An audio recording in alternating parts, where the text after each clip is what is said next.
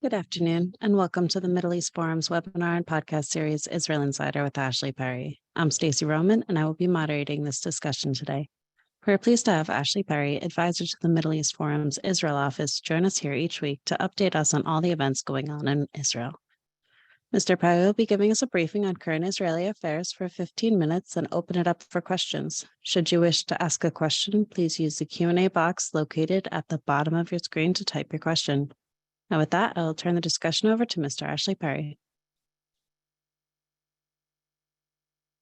Thank you very much, Stacey, and good evening from Israel. Let's start really in some of the developments in the last couple of hours, because it's been, even by Israeli standards, quite a dramatic week. And I would say it was a very difficult week, especially for Prime Minister Netanyahu, and I'll explain why. In the last couple of hours at 6 o'clock Israel time, Netanyahu put together a press conference together with Finance Minister Bezalel Smotrich, Economy Minister and Foreign Minister. And the reason for this relatively hastily put together press conference was that over the last 24 hours at least, there have been a lot of rumors or developments that this coalition's much vaunted and opponents would say extremely controversial judicial reform plan would actually cost the country economically. There was talk of a possible lowering of Israel's credit rating. In fact, there were rumors that the Bank of Israel, the head of the Bank of Israel, had informed Prime Minister Netanyahu that his discussions had led to a conclusion that that was a very real possibility. Now, one has to look at some other countries like Poland and Hungary, when it was felt that they were, let's say, what others felt were loosening the democratic grip by certain laws, by certain judicial reforms, etc., and they did in fact lose their credit rating. So that is an example. Those are examples that have been used again and again. More powerfully, especially for the Israeli public, was a letter that came out today from, I believe, 270 senior economists, which basically said that the judicial reforms really do put Israel's economic future in doubt. They're very problematic. They'll scare away investors, etc., Now, what was interesting about this letter is that while Netanyahu, Smotrich, and others played it down, saying that it was basically initiated by left-wing elements, by opposition figures, etc., there were quite a few prominent figures in the letter who were Netanyahu appointees. There were a few former heads of the Bank of Israel who were appointed by Netanyahu. There was one, Eugene Kandel, who was head of the Prime Minister's Economic Council during Netanyahu's last tenure. So they can't be as easily dismissed as left-wing agitators, opposition figures, etc. I'm sure it was probably started by those who are politically in opposition to Netanyahu, but certainly some of those who signed cannot be called, opposition to Netanyahu, left-wing figures, etc. And if we remember, the one thing that even opponents of Netanyahu concede is usually on the economy. He runs a tight ship. Things have gone well under his tenure. Israel's become an economic powerhouse, a high-tech innovation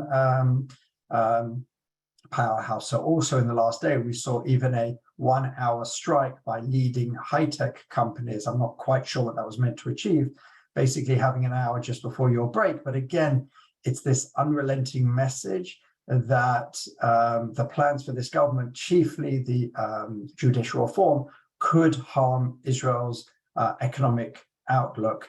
And this has been probably one of the hardest blows for Netanyahu. We saw again on Saturday night, another very large demonstration in the heart of Tel Aviv. 120 to 150,000 people took to the streets. Again, many of them were all sorts of issues. Some of them are the usual extreme left-wing agitators, but many of them were less so. They're trying to rally around as wide an issue as possible, and we're certainly seeing more and more establishment figures get involved, like Yair Lapid, Benny Gantz were both there at the most recent one, where they stayed away and either let lower level MKs come to the demonstration, or it wasn't politicized to that level at all. So while those demonstrations will not really be hard felt by Netanyahu, because they're not his supporters anyway, and he will always point to the fact that millions of Israelis voted for him in recent elections, and that's where the democratic process begins and ends as far as electing a government, a coalition, and its agenda. Certainly on the economic front, it certainly can hurt his image, because that is very much part of the image he's trying to portray, with good reason, as I said, because there's quite a lot of successes and achievements, especially during and after Corona. And inflation was pretty good, again, relative to many other countries, et cetera, et cetera. So this will certainly have been hitting him hard. And I don't think that I can remember a press conference called by Netanyahu where he seemed relatively low key. I wouldn't use the word browbeaten, but he certainly didn't look his usual vibrant, self. As I said, they did try and put it down to, agitators, political agitation. And he said very pointedly that the judicial reforms would actually improve the economy, as opposed to his critics. Some pointed out that he wasn't able to point to a single economist who agrees with that. But I think that's a little bit unfair with these political press conferences. You invite ministers, you don't necessarily invite an outsider. But that certainly is, that's the most recent part of a very difficult week. Earlier in the week, he had probably one of the most dramatic and most unpleasant acts that he had to do, certainly in this government, and maybe in recent memory, when he had to fire, arguably, and I would certainly argue it, his closest partner in this government, Shas leader Aryeh Deri. Aryeh Deri, as we know, was appointed Interior and Health Minister, and after 2 years would rotate with current Finance Minister Bezalel Smotrich.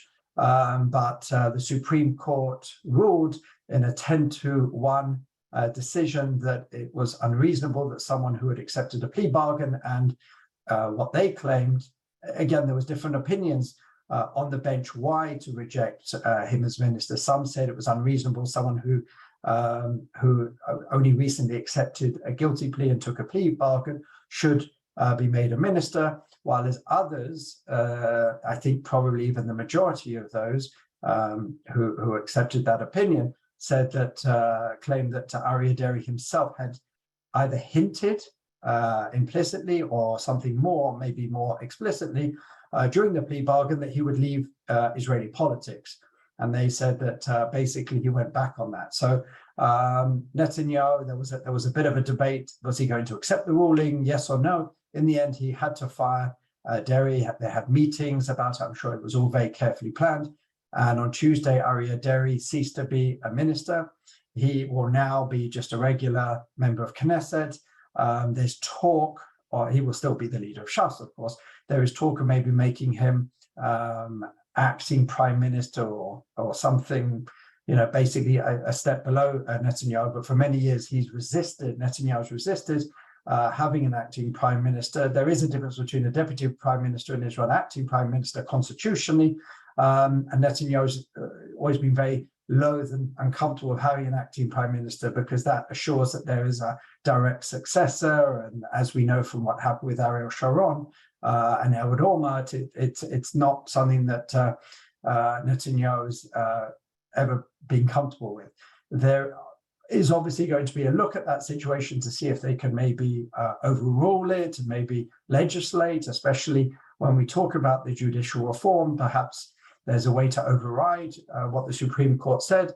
But as of now, Aryeh Deri is out of the cabinet. What that does mean, I would suggest, is that the cabinet will certainly be downgraded, and the decisions will probably be made. I mean, many of the decisions anyway will be made, but certainly it would even get more power in the sort of informal meeting of leaders of the coalition, which we already saw, hours after Deri was fired. And probably that is where a lot of decisions will be made. Aryeh Deri will not lose his power. Shas is still a major, if not the largest, partner in the coalition, obviously after Likud, but he will no longer be a minister. He is no longer a minister. And as I said, as someone who's probably the most loyal and the most interested in the stability of this government at this point, that was a great loss to Netanyahu. And the reason it was a great loss is because some of the other members of his government are certainly not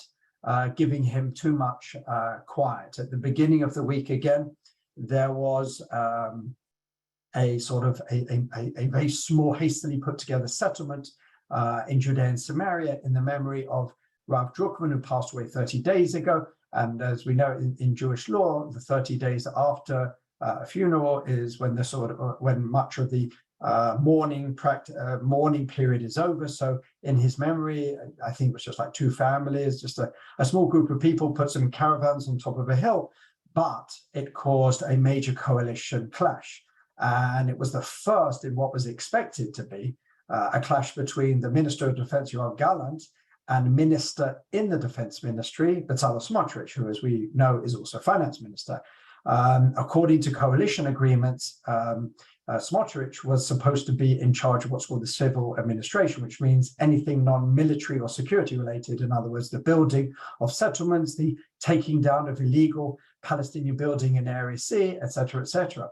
And Smotrich felt that this should have been under his remit, and in fact gave the order to leave it alone. Gallant seemingly overruled him and made sure that it was taken down, which the army fulfilled, and it was taken down. Smotrich and his party looked to send a message to Netanyahu, and they decided to boycott the cabinet meeting at the beginning of the week as a result of this. What seems to have happened since then is that both Gallant and Smotrich are taking polar opposite positions. Gallant says, no, everything that happens over the green line is my responsibility, regardless if it's civil or not, because it's all under the rubric of security and defense, whereas Smotrich says that's not what was agreed in the coalition agreements. And it does seem that Netanyahu is trying to find a compromise between the two, but he's certainly siding with Smotrich. At the end of the day, he needs Smotrich more than Gallant. Smotrich, as we know, is a leader of a separate party. Gallant is a member of the Likud party, and as we've talked many times before, that there isn't much Likud members can do to really harm Netanyahu. It's outside the Likud that Netanyahu is going to have the most problems. In addition, this week there were some other issues which certainly Netanyahu would rather do without. Again, the religious parties, which means the Shas, United Torah Judaism, and the parties that made up the religious Zionist list, have been pushing for a change in the grandparent clause in the law of return. We've spoken about that before, which means someone with one Jewish grandparent can make Aliyah. There was a big report on it in the news tonight. There are between 400 and 500,000 Israelis who made Aliyah under the law of return, but are not considered halachically Jewish according to Jewish law. And there are attempts to take that down a generation, which means that anyone who has one Jewish parent, a father or a mother, can make Aliyah, but not someone with a grandparent. In fact, there's been a lot of talk that it's moved even a generation beyond, because if you are married to someone and have kids of someone who has a grandparent, so that's even the fourth generation away from someone Jewish. So it's quite a big issue. The diaspora, especially in the US, are getting quite riled up about it. And there were Minister of Diaspora Affairs, Amichai Shikli, who was in the US last week for the Israel-American Council, was asked pointedly about this. Interestingly enough, it doesn't really affect American Jewry as much as it does Jews from the former Soviet Union. I think there were only a handful of people who took advantage of the grandparent clause from the US in the last, I think, decade even. So it's not necessarily an issue there, but the fact that it's being targeted is something which the many diaspora leaders or diaspora Jews feel very pointedly about.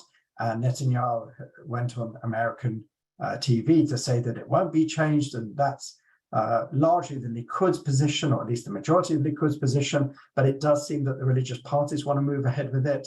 And there was, and there is, a timetable, a very strict and short timetable to deal with this issue according to coalition agreements. But Miki Zohar, someone who's relatively close to Netanyahu, came out and said that that timetable will not be met. And as I've suggested in the past, I'm sure that some sort of commission or committee will be created to kick that can down the road as long as possible.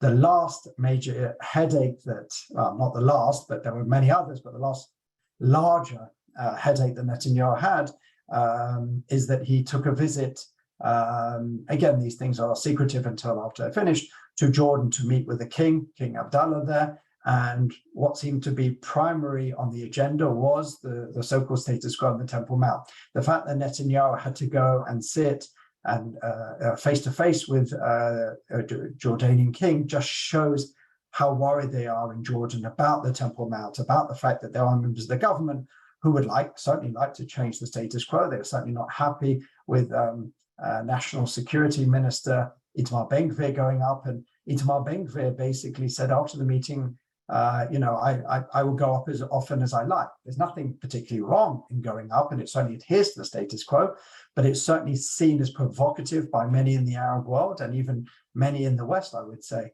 But he certainly doesn't seem to care about what the Jordanian king said, and said, I don't live under Jordanian rule, so I'm not going to adhere to what the Jordanian king said.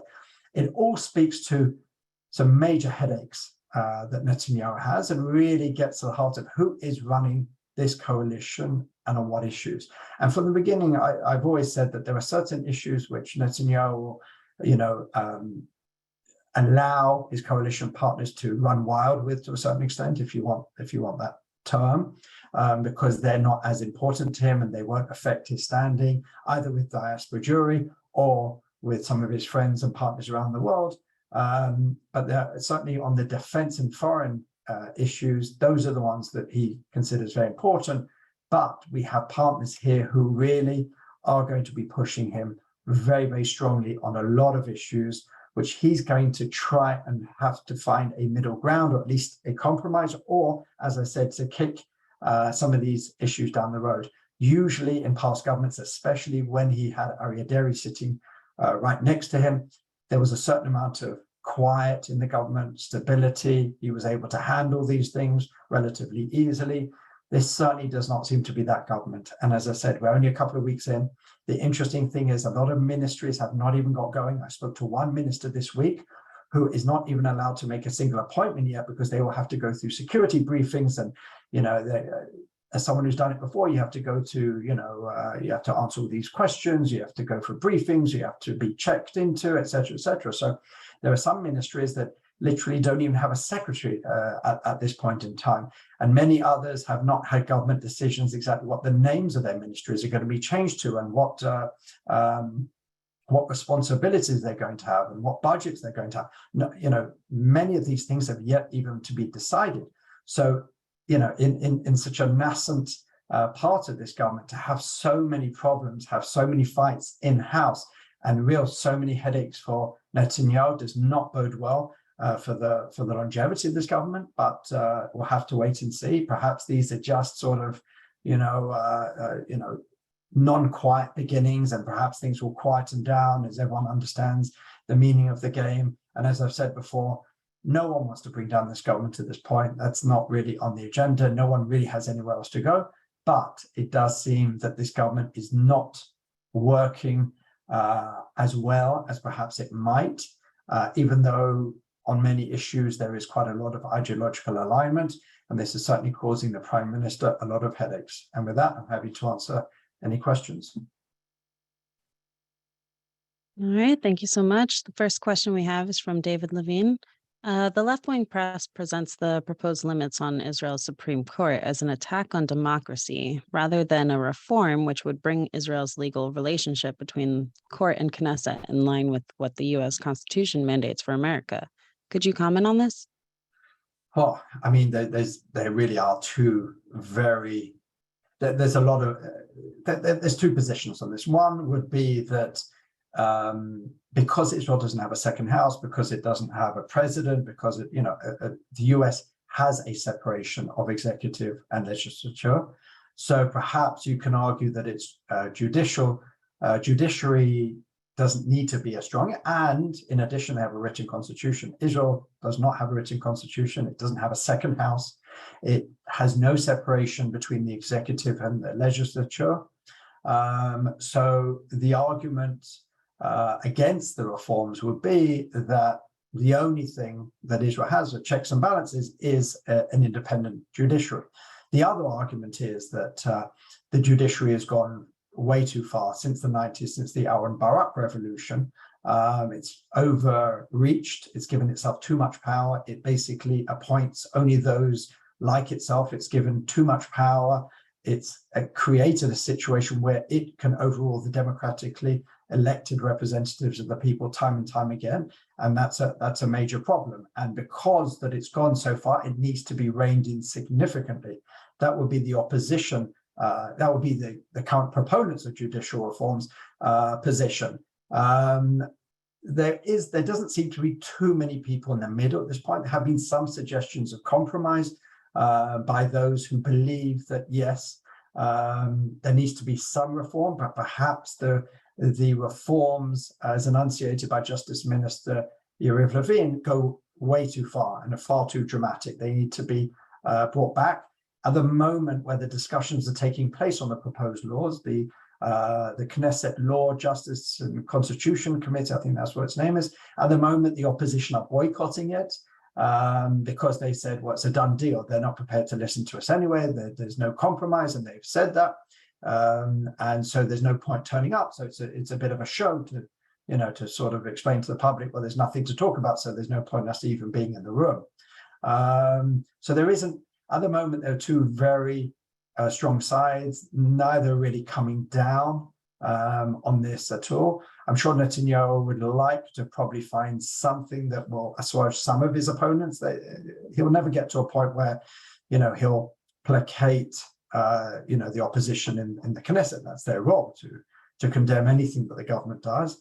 But at the moment, the proponents, led by Yariv Levin, led by the head of that committee in the Knesset, Simcha Rotman, who we had on a webinar a couple of weeks ago, are very, very strong in their positions, and doesn't seem like they're willing to talk or compromise too much on their initial proposals. So we'll have to see what happens. There is a bit of a timetable there. There is talk of trying to get it through before the Pesach, the Passover recess. That will be quite a challenging timetable, especially if there is going to be some room for compromise. But if the maximalist proponents get their way, then they could try and rush this through in a matter of weeks. Thanks so much. And Larry Greenberg follows up on that. Is there any reform measure that could be passed by the current Knesset that would not be struck down by the Supreme Court on the basis of its unreasonableness? Is there any promising compromises? This is the big debate. What happens if they pass laws which take away the power of the Supreme Court, and then that Supreme Court overrides it? Then we're in a really difficult and challenging constitutional place, because they basically want to make them basic laws, and the Supreme Court, as it were now, is basically given these a quasi-constitutional basis. So it'd be very uncomfortable for both sides if we get to that, and we may well get to that. We may get to a point where the Supreme Court will basically not allow the laws that will limit its ability. But then it's a matter of who blinks first. Because what do you do in that situation? The Parliament has passed a law with a majority to limit the Supreme Court, and the Supreme Court will obviously be asked about this. And can they rule against it? Can they rule for it? And what happens in either scenario? It's going to be very, very complicated. I certainly wouldn't like to predict what will happen, because we could well be getting to a constitutional crisis.